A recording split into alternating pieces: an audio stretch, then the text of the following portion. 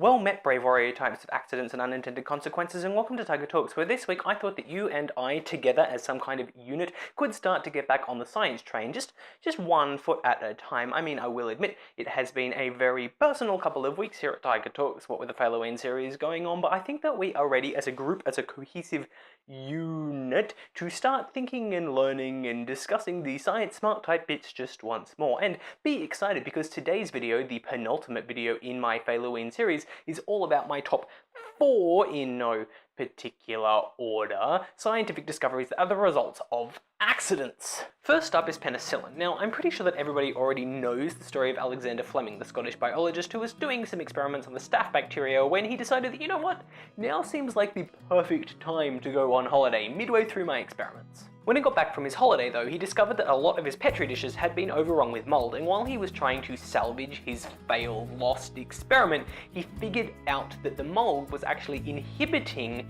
the staph bacteria, and so instead of figuring something out about the staph bacteria, Alexander Fleming discovered penicillin. So thank you, you incredibly grotty, lazy individual. Next up are fireworks and gunpowder. Now, ages ago in ancient China, like 2,000 years ago, you would find a lot of things in the kitchen that you wouldn't necessarily find there today. Things like charcoal and saltpeter and sulfur. Now, the legend goes that an ancient Chinese chef mixed these 3 things together and discovered that they actually burnt, and if you compressed them into a bamboo tube, that they would explode.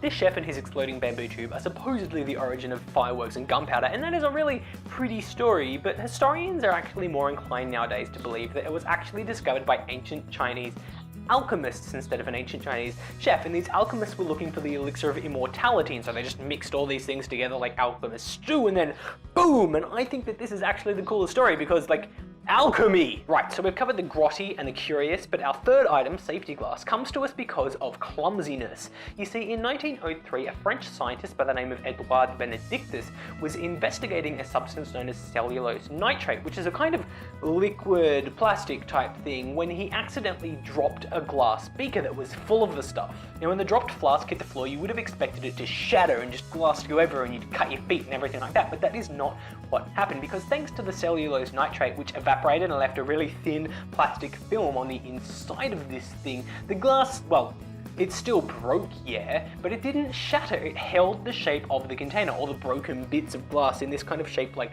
this, and that is basically how safety glass came about. They saw this idea that bits of glass could be held together by this really thin plastic, and they applied it to practical things, and it's fantastic, and that is basically what science is, I guess, actually. Yeah. And now on to item number 4, smart dust, which is possibly the coolest and definitely the most modern item on this list. It could potentially be every nerd's dream, hopefully.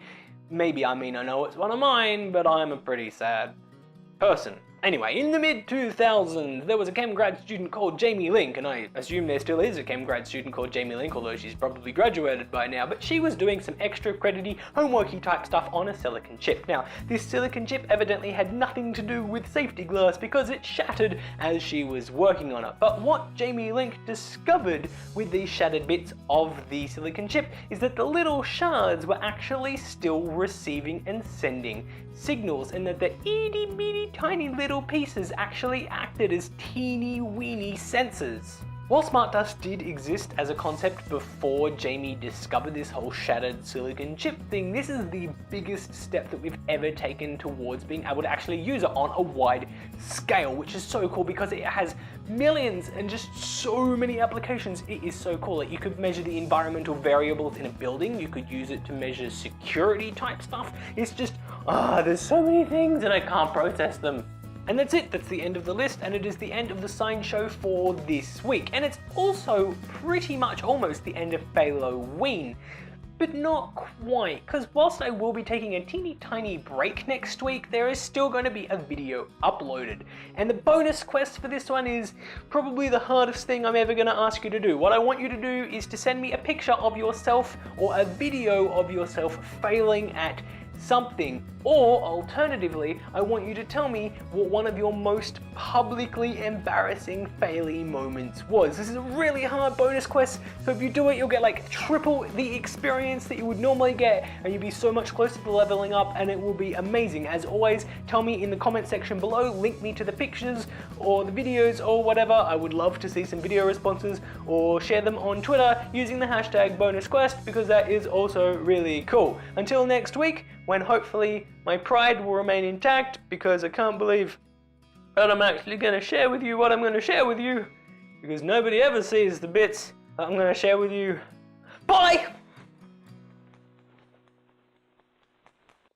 Subscribe to my channel, like and share the video, do these things, and gold. I'll give you gold.